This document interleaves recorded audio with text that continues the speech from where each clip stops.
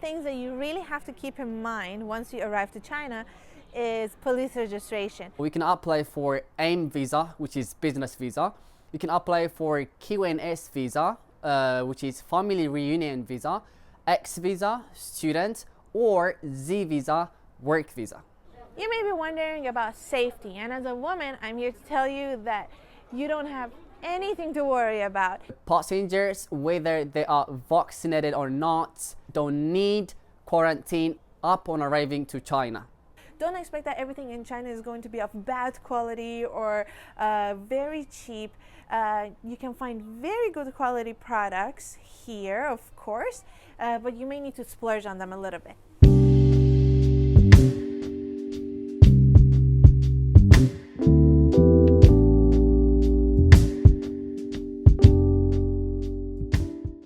Hey YouTube, it's Emily from Eminence YouTube channel. Hey YouTube, it's Yoni from Eminence YouTube channel as well. Today, we're going to talk about 10 things you need to know before coming to China. Now, make sure to stick around because we got 3 very important points that are also bonus points that are coming at the end of this video.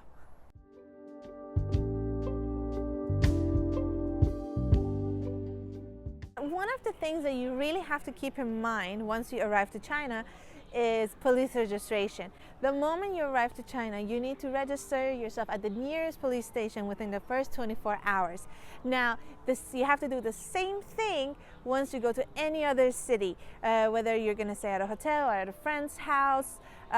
Please register within the first 24 hours so that you're not going to face any problems in the future. And when it comes to your visas and extension of visa, please make sure to start the process in advance. We recommend at least 6 weeks in advance so that it gives you enough time to prepare all the documents needed. And just in case if, there are updates to the policies or extra documents needed from back home, you are giving yourself enough time to get everything done and everything ready by the time your visa expires. Of course, apply for that extension at least a week or 2 weeks in advance. It's important. The next important thing you should know before coming to China is that you need a translation app. Yes, it is really a life-saving when it comes to China, unless you go to a big city like Beijing or Shanghai, because you might find a lot of foreigners there, or a lot of Chinese can speak English actually there, so that will be okay. But in case like me, when I came to China first, I went to a small city. The struggle was real. I didn't have a translation application, so I didn't know how to talk to Chinese people. I didn't even know how to ask a location. I really recommend you guys to have a translation app before you come to China. Which brings me to my next point, VPN. Yes, in order to use a translation app, you need VPN. Well, as a foreigner, we use a lot of websites like Google and YouTube, WhatsApp, Telegram, whatever, Instagram, anything. It is not working without VPN. So those applications need a VPN. So before it comes to China, you definitely need to download a VPN application. You may be wondering about safety, and as a woman, I'm here to tell you that you don't have anything to worry about. It's a pretty safe country here, so feel free to wander around even past midnight. Everything will be okay, and the police here is very cooperative, so if anything happens, whether it's theft or whatever, just go to the nearest police station and they will make sure that everything is handled. Now, of course, we have one video regarding safety in China, so check that out. Oh, the next thing you should know before you come to China is be prepared to be a celebrity. What do I mean by be prepared to be a celebrity? Here in China, some elderly may be interested in knowing, or they're excited to see a foreigner, sometimes in a small city because they haven't seen expats there. So it's not done with a bad intention. They sometimes try to film you without your consent, or sometimes they take picture without your approval. So And also, some of the people, they are really friendly, and also they ask you permission for a picture, which is nice. But some of them, not. So that might be a little bit uncomfortable. You just have to know that it's not done with a bad intention or anything. Everyone's here is very friendly, and I'm sure if you ask nicely, if you don't feel comfortable, and if you ask nicely, they're more than happy to delete it. Or you can say, okay, let's take a picture together, and that way they will see that you're trying to communicate with them, and you will be happy with the results. Alright, you may be wondering how to get around in China when you come to here. Well, we're here to tell you that transportation here in China are very cheap and reasonable. Okay, so we do have so many transportation methods, whether you call it plane, train, subway, Didi, taxi, also e-bikes. They're really cheap and affordable, alright? So you don't have to worry about that. All right, so you're probably wondering about food and other goods that you have to bring to China. Now, one thing that we're going to tell you is that there's a platform here in China called Taobao. It's a mix of Amazon and Craigslist and all of that together, and eBay. So bring the essentials. So if you have things that you really love and you can't go without and you're wondering if you can find them here or not, then bring those, or you can just go ahead and go to Taobao.com and you may find them there. But in general, we would recommend you not to bring too many things with yourself. In terms of food, there are a lot of good foods here. Whether you want Western or Eastern, there are things that you can find that may complement your palate. So you don't have to fill your luggage with things that are unnecessary. You can find really good gadgets on Taobao with affordable prices, and we're going to tell you how to look for them. Speaking of Taobao, you can find things ranging from really cheap, really affordable prices to really high prices. So prepare yourself for seeing different prices varying from very high to very low. Don't expect that everything in China is going to be of bad quality or very cheap.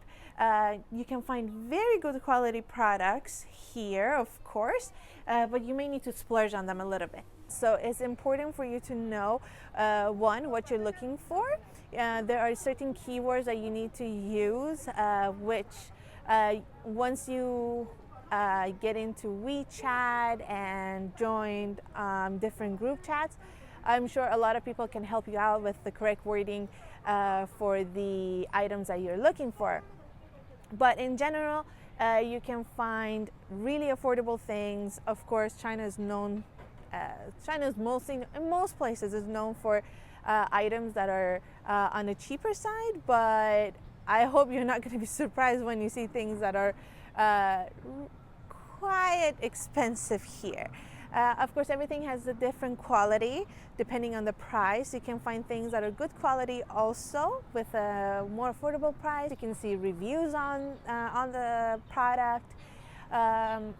So make sure that you familiarize yourself with the platform. And we all went through a phase where we got a bunch of things here on Taobao and we were not happy with it, or we were disappointed, or sometimes we were pleasantly surprised.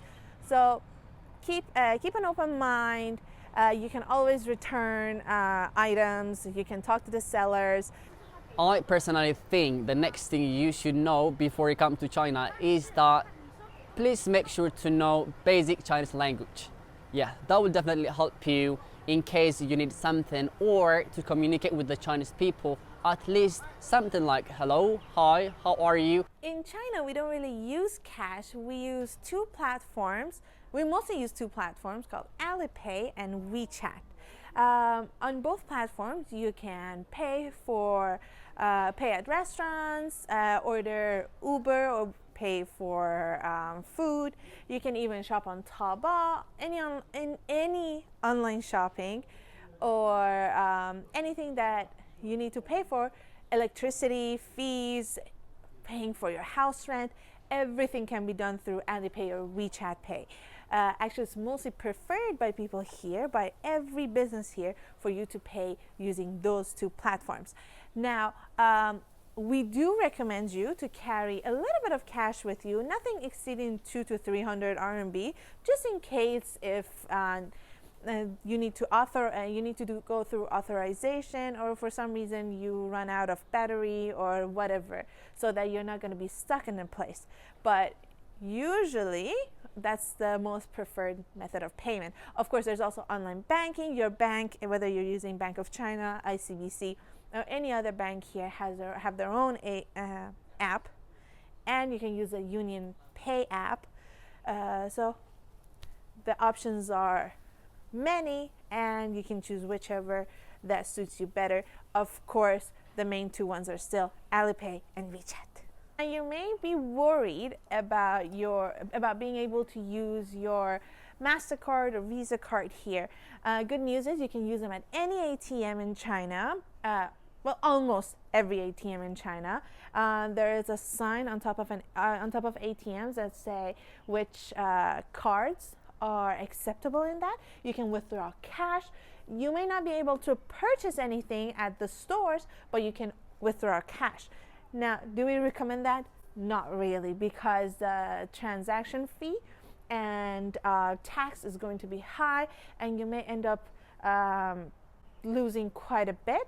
So only use that during emergencies. Other than that, your Union Pay card is sufficient enough for anything in China.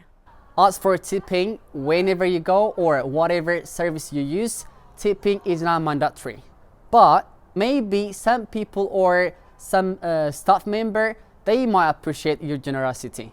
If you made it through this point, now it's time to tell you guys the most important thing you should know about China before coming here. Though China has announced quarantine-free policies for the traveler from January 8th, 2023, tourist visa is still suspended. But if you meet certain conditions, you can still apply to come to China without applying a new visa. Or you can also apply a new visa to come to China. Now, the visa that you can apply to come to China, for example, we can apply for AIM visa, which is business visa. You can apply for QNS visa, which is family reunion visa, X visa, student, or Z visa, work visa.